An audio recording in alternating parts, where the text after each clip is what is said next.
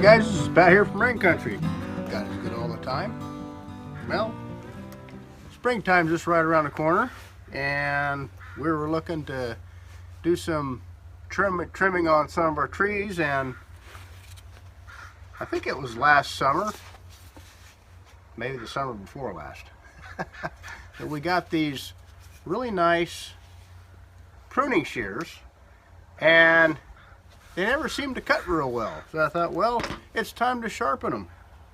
Well, I had a lot of requests from folks in the past on how to sharpen tools, so I thought I'd go ahead and take you through the process of sharpening these.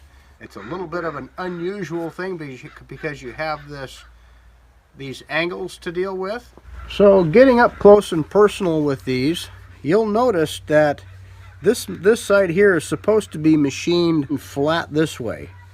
What happens is when this blade comes down across this face here, that's supposed to come across a sharp, defined angle that marries up with this edge right here.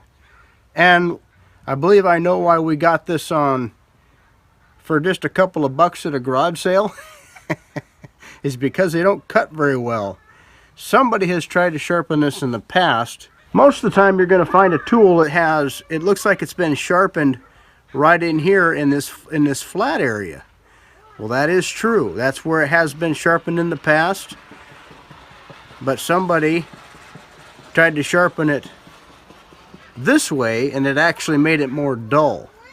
So when I go to sharpen this, I don't know if you can see that, but I'm going to sharpen it right along this wide face inside here, where you can kind of see where it looks a little bit rough, where a grinding wheel has been on that. And that's what I'm going to try to duplicate. Anytime you sharpen a tool, you want to duplicate what the manufacturer did at the same angle. Now looking at this, the face on this, you don't want to file anywhere on this face right here. You might want to take and clean this up, like with a solvent or maybe even a wire brush, but you want to stay away from the very tip of this. And when you go to sharpen this is really dull as well. When you go to sharpen this, you're going to want to sharpen this little face right here. You see that? You see where this tapers down, and then there's another little taper just right there at the end of my fingernail, and that's the angle that I want to duplicate to put another edge on this. And I'll show you how to do that. Before I do that, I'm going to take this apart to make it easier to sharpen. So here we have a half inch ratchet. These have some nylock nuts on them. So I'm just going to take those off. Now I want to make sure that I see how all this goes together. So I put it back the same way. So we have a nylock nut, and we have a locking washer, and we have a carriage bolt that goes on the back side, and it has a locking nut as well. Yeah, good thing I have a video of this. That way I know how to put it back together again, right? Okay, now it's in two pieces.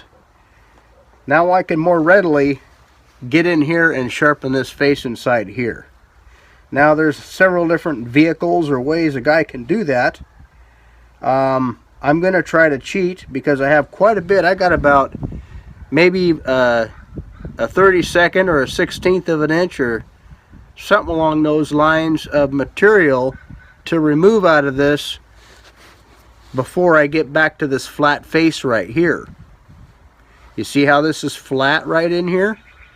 This part here has to come right to that edge. It can't be rounded like you see here. There's a radius right there, and you can't have that radius.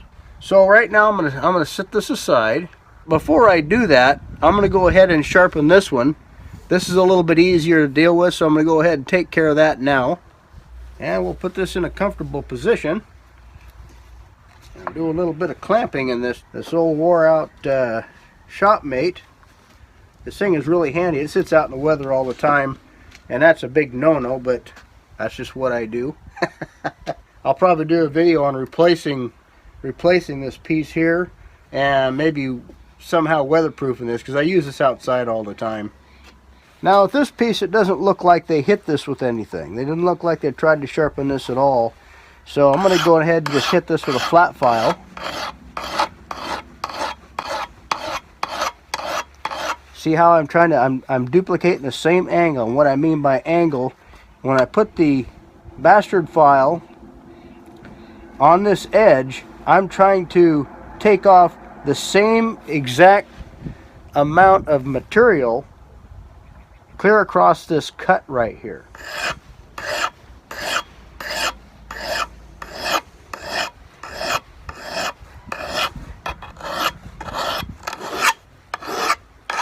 It also helps when this is a little more stationary. Like I said, this thing is wore out. This whole this clamp here.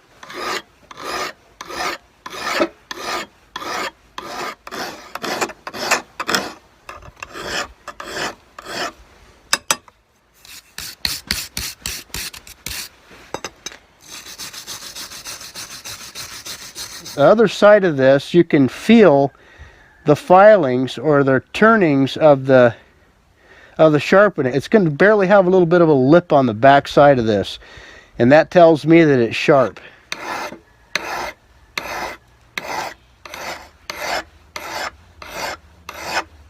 Now I'm trying to be uniform as I go across here too, not having it choppy.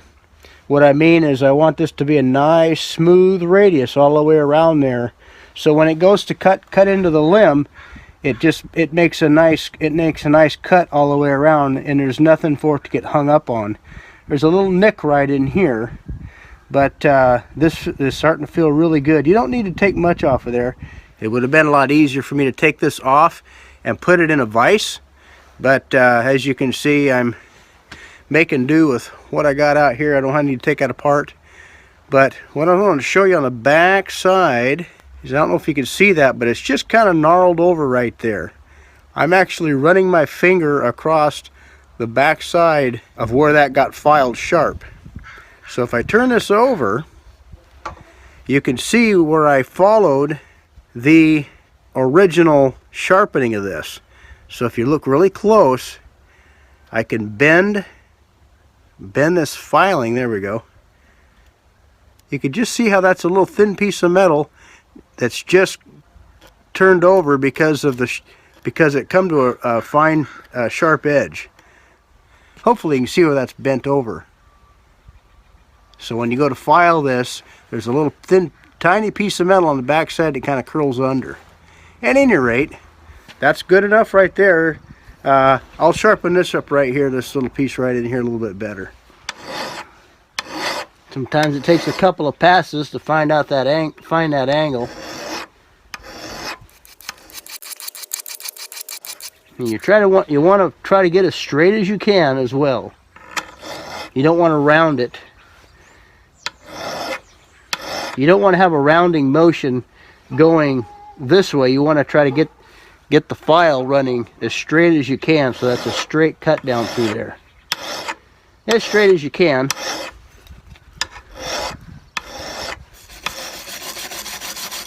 You always want to be careful when you're running your hand across there. That is just, your whole purpose is to cut, so definitely want to make sure how you're rubbing your finger across there. But you don't necessarily have to take those little pieces of metal off of there. I am just to kind of show you what happens on the back side of the blade when you go to sharpen it. So I'm going to call that good right there. Okay, now we're coming to this piece here, and what I want to do is I'm going to duplicate the same angle where the manufacturer had ground this down, this face right here. I could try to duplicate that with a flat file or a round file, but that's going to take a long time because I need to take quite a bit of material out of here. So I'm going to start out with a grinder, and grinders can really get you in trouble. So just a forewarning on that.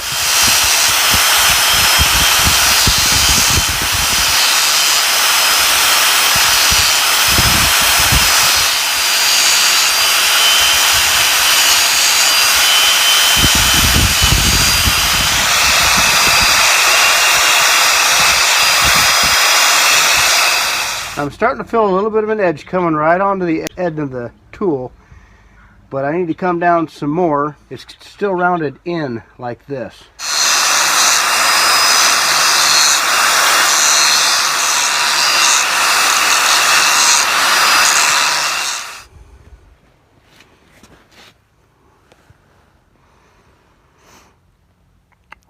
Okay, I just start to feel that edge right there. But I think I have just a little bit more on this bottom side. It doesn't quite feel as pronounced as right in here and right in here. So I'm going to take just a little bit more out of that.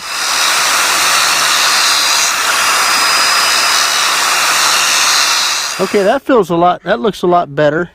The last few passes I took a little bit slower, so it made a little bit more machine look to it, a little more smooth look to it.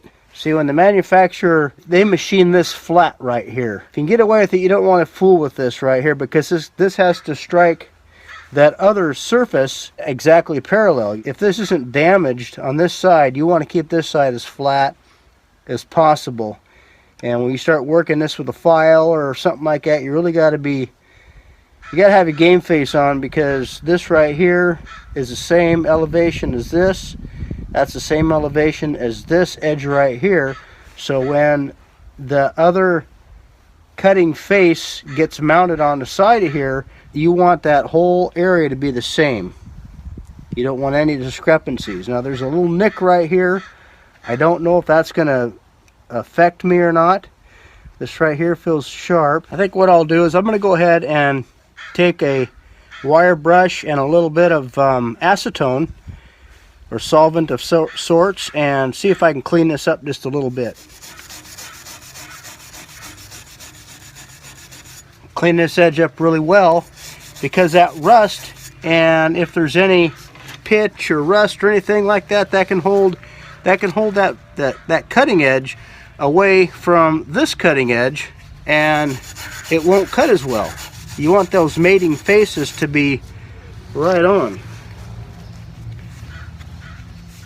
Now what you can also do is you can soak this in white vinegar, and it'll take that rust right off there too if you want to wait.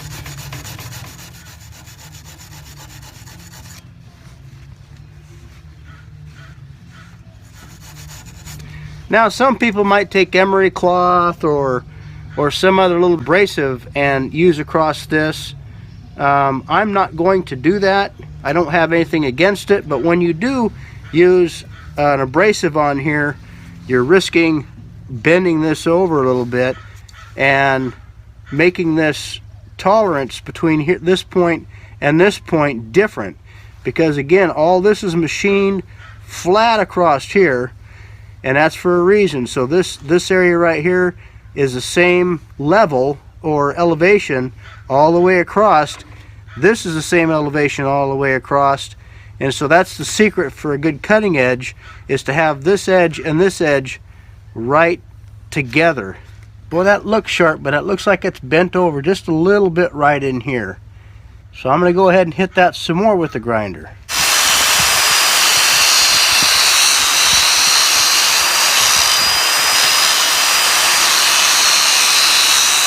Okay, that looks and feels a lot better. Now I just have to remember how to put it back together again.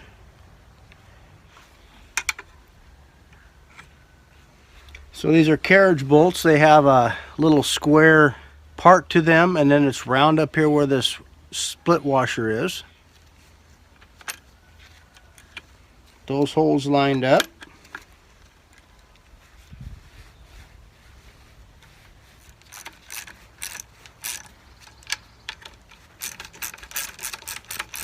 Now you want those just snug. You don't just making contact. You don't want them on there really heavy. I was a little off camera fine-tuning this edge, because this edge has to follow the contour of this edge exactly in order for this to operate correctly. What was happening is I had this out here making contact on this face before this right in here, and if you can remember, I had to take quite a bit out of this corner because I had a nick in here. In the big picture, in hindsight, I probably didn't have to take as much out of that nick. I probably should have just went ahead and filed this face off the same all the way around. And of course I had to take quite a bit out of this piece here too, because that was rounded out down inside there. So what happens is when you go to shut these, it has to start shutting from the root of this all the way around. And you see that gap? That gap should close like a pair of scissors. And see what I have, and I believe a guy can replace this black piece and get a new one. This is a Corona FL 3460. It doesn't quite close very nice right in here, but everything touches basically from here on out. This face touches this other face, but it doesn't overlap. So in hindsight, I probably took a little bit too much grinding out of here, but I had to do that in order to make this face sharp again. I had to take quite a bit out of here. And so what that did against me is it took too much material off of this one, took too much material off of this one. So now this bushing right here, if I took a little bit out of this bushing, I might be able to get this to close all the way and work on this a little bit more so this edge starts to close all the way up and around here. I don't know if any of that makes sense or not, but anyway, I took it around front and we cut some limbs with it, and it seems to cut pretty good, so I'm not going to do anything more to it. We're cutting some juniper out front, and it cut pretty nice, so we're going to leave this well enough alone. So I hope that helps you guys out. It's just some of the techniques. This is a little bit more complicated of a sharpening, but the general rule of thumb is to try to follow the manufacturer's cuttings, and you should be pretty good shape. And you can do all that with a simple flat file like what you see in there, or if you've got a grinder, it cuts better than it did. Thanks for stopping by. Take care. God bless.